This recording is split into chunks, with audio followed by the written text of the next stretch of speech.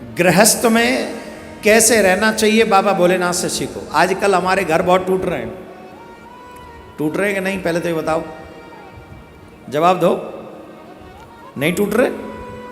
टूट रहे हैं। क्यों टूट रहे हैं? क्योंकि हम लोग इंटेलिजेंट हैं, विवेकवान नहीं हैं। इंटेलिजेंटों की तो कोई कमी नहीं, जो घर में आता है वो इंटेलिजेंट ही आता है। आजकल तो इतने इंटेलिजेंट हैं महाराज कि आप रोते हुए बच्चे को मोबाइल पकड़ा दो तो वो खेलने लग जाता है, रोना बंद कर देता है। कितना इंटेलिजेंट है। मशीन हाथ में आ गई, हैप्पी हो गया। और विवेक नाम की कोई चीज तो हम लोगों के परिवारों में अब रही नहीं। क्या देखना चाहिए, क्या नहीं देखना चाहिए, क्या सुनना चाहिए, क्या नहीं सुनना चाहिए, इस बात का विवेक अब हमको नहीं रहा। जो आ जाए सो देख लो, जो आ जाए सो सुन लो, और यही हमारे विनाश की जड़ है। हमारे घर टूट रहे हैं, परिवार टूट रहे हैं, विवेक शून्य होने की वजह से। रीजन, हम लोगों को घर चलाना नहीं आता। हमें नोट कमाना तो आता है, घर चलाना नहीं आता। पैसा तो सबके घर में है। झुग्गी झोंपड़ी में जो रहते हैं उनके यहां भी चले जाओ, वहां भी फ्रिज मिलेगा आपको, टीवी मिलेगा, मोबाइल मिलेगा 10,000 का।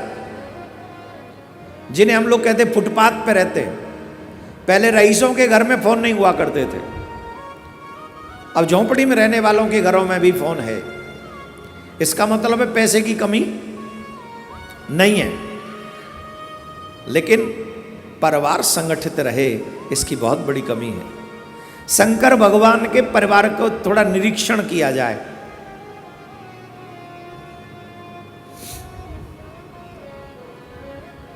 शंकर भगवान का वाहन बताओ क्या है? जोर से बोलो। शंकर भगवान का वाहन है नंदी। मां पार्वती का वाहन बताओ। हम मृग चर्म के नहीं, हम तो बैठे इन्हीं के नीचे, न जाने कब गप्पा मार दें।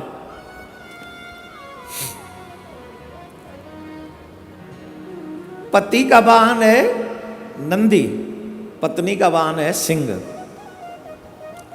अब बताओ, अगर जर्नल आप कहीं जाओ, जंगल में, वन में जाओ, कोई बैल या गाय सिंह को मिल जाए, क्या होगा?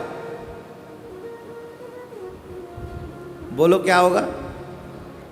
सियावर रामचंद्र की हो जाएगी ना, गोविंदा नमो नमः। लेकिन वहां क्या होता है भगवान भोलेनाथ के साथ में? एक तरफ भगवान का वाहन खड़ा है और दूसरी तरफ मां पार्वती का वाहन खड़ा है, और उन दोनों को कोई प्रॉब्लम नहीं एक दूसरे से, कोई प्रॉब्लम नहीं एक दूसरे से। अब आ जाते हैं इनके बड़े पुत्र के पास, कार्तिकेय जी। कार्तिकेय जी का वाहन क्या है जी? जोर से बोलो। कार्तिकेय जी का वाहन है मोर। और भगवान के शंकर के गले में है जी, शंकर भगवान के गले में सर्प है, वो गले का हार है भगवान का। अब वो दृश्य देखो कि कार्तिकेय जी का वाहन वहां खड़ा है मोर, और गले में शंकर भगवान के सर्प है। कल्पना करो, थोड़ी सी कल्पना करो। मोर का भोजन है सांप। सांप का भोजन क्या है?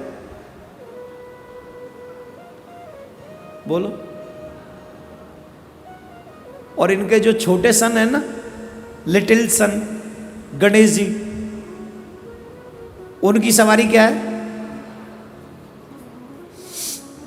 उनकी सवारी चूहा। देखो क्या गजब की बात है। मोर का भोजन सर्प और सर्प का भोजन चूहा वही है, एक दूसरे के अगेंस्ट नहीं है। सब स्वाभाविक तौर पे एक दूसरे के अगेंस्ट है। ध्यान से सुनना, उनका स्वाभाविक भोजन है वो। अगर सर्प चूहे को खा ले तो उसे पाप नहीं लगेगा। सिंह अगर वृषभ को खा ले, गाय को खा ले, उसे पाप नहीं लगेगा। मोर अगर सर्प को खा ले तो पाप नहीं लगेगा। ये स्वाभाविक भोजन है उनका, उनका स्वभाव ही है इनको भोजन के रूप में स्वीकार करना। लेकिन गजब की बात देखो, शिव के सानिध्य में सबने अपना स्वभाव बदल लिया।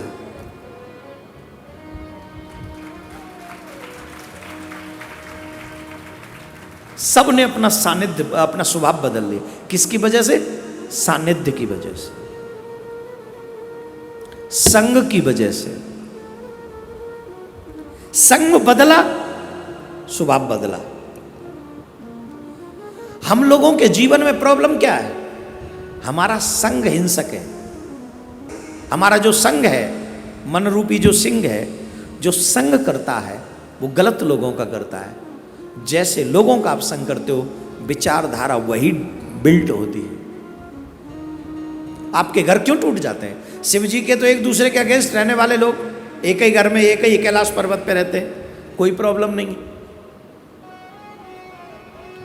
और हम लोग भाई भाई नहीं रह पाते साथ में, माँ बाप के साथ नहीं रह पाते हम।